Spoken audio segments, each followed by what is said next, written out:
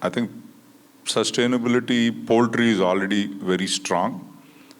We have done amazingly well over the last 30, 40 years, right? We have reduced our resource consumption by almost 70%. And I think eggs and chicken are already at, very good position. From WEO, we have taken on that by 2050, which is when I think the UN's target is to get to net zero, right?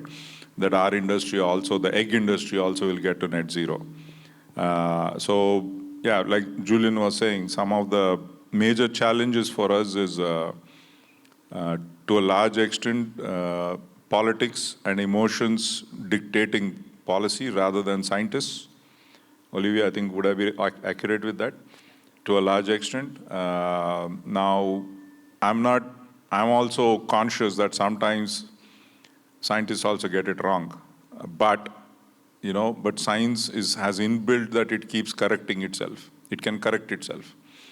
So, especially with poultry, that is the problem. On the vaccination issue, it's a really, really dumb way in how the politics and this, and it's quite a lot of these animal welfare things and all that, which is actually making sustainability worse.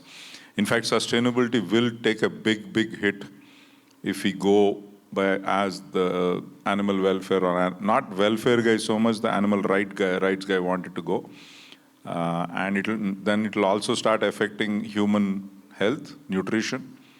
So I think I wanted to make those points. So World Egg Organization is, like Julian was saying, so there's somebody who needs to talk about eggs. And I don't know how many of you realize WEO is the only farmer body in the world that, of any commodity. You're talking of any commodity.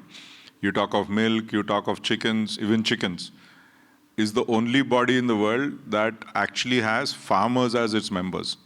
And it is on behalf of farmers. Globally, anywhere you go, it is only processors who represent the industry, not farmers, right? So I hope you realize. So when a WHO or WOA is talking to us, that's what they appreciate us, that they're talking to the farmers, the producers directly, rather than talking to processors and large integrators. So I think that's one distinction.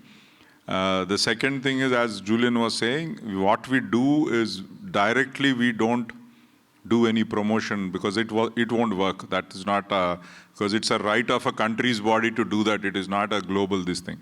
But what we do is we teach them, through this thing, we show them how a particular country is doing very well, so that you can learn from that and do that. So that is the role. That's where we will still be. But I don't think WEO should ever directly get into promoting eggs. That we do, as I said, at different bodies in WHO and WEO, WOA and all that. This is M.K. Vyas from Hind Poultry. Have you any budget provision for promoting eggs in different parts of countries? And if yes, then what is the criteria for allotting those budgets in different countries?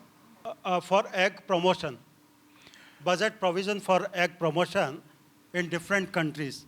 And what is the criteria for allotting those budgets in different countries? So I think that is something that particular country has to decide, right? I mean, so we show them what is happening. Am I answering your question? So what we are primarily as WO do is we do, during the conferences, we keep bringing what is the message and how the growth is happening and how they are doing, right? For other countries to learn. So we will not tell them how they should do it, what budget they should do it and all that. But they learn, right? Rao Saab also learned a lot about NECC and how they were doing when he came to IEC meetings in 80s and 90s. Both my father and B.V. Rao Saab, they used to follow IEC a lot. I mean, the first thing he told me is you have to go to IEC every year when I joined in 92. Because he said that is where you learn what the rest of the world is doing and how can we learn to promote ourselves. So I think IEC will not get into how NECC should be run. That is not WEO's job. And neither I think is right. So, but what we do is, we can tell you how did Colombia go from 140 eggs to 340 eggs. And Colombia freely shares that. They come to IEC, they're very active members. So how did Canada double in the last 10, 12 years? So we can learn that, right? And all that, but, they freely share that information on the platform. So we give that linkages. But IEC will not tell anybody, WEO will not tell anybody how and what they should do. I think now WEO is based in Italy, you mean to say? No. It started in Italy, but it's still the office is still in UK, not in London anymore. Practically, it was never in London. It was always in Shropshire. So that was one of the things I made them say, we were spending some money for that London address, which made no sense, right, Julian? And I said, it's a global body. It has there is a small office where there are a few people there who work on it, and that doesn't need to be in London. So we were saving money, so we decided to not use London anymore. So that's one thing. As Julian was explaining, the commission was not making sense anywhere but to the English guys. So we said it's now a global body, so we better. And it didn't make sense to the English guys. And it was not making sense to the English guys also. So that was one of the things. And as I said, as Julian was saying, when I joined the board and I had these two organizations, and I myself was confused, what is WEO, what is IEC? It was IEC practically, but WEO was the branding we were using with the FAOs and all that, and it made sense. So then finally my successors took this thing and said, no, we'll call ourselves WEO, no more IEC. As you can see, even I have a tough time transitioning, because for 30 plus years I've been saying IEC, and now suddenly we have to say WEO. But that's what it is. So the office is not changed. The office is still there. It's in Shropshire. With today's networking and this thing, this made no sense. So because they used to have a small office in London, which we were paying and had no sense, so that's, I think, one of the things we decided we don't need to waste. So there are many things. I think we stopped publishing paper a lot, which we were wasting a lot of money on, and all that. So I think, we started the Geneva office for WHO now, so which is again something new that we have done. Because one thing is we realized is we need to interact a lot more with these organizations. So you were asking about marketing and all that. So there's a marketing angle there also, because all these organizations recognized egg as the most important foods for humans, but then they had very, very political opinions about how we were making those eggs, right? And so we needed to go, and now I think all of them well appreciate what, I think the understanding of us and how we do is at a whole different level. And as you all know, and Julian has a video too, but unfortunately it's not working very well. The United Nations has declared eggs, and there are only two items that declared as star ingredients for human nutrition, and eggs is one of them. The other ones is beans.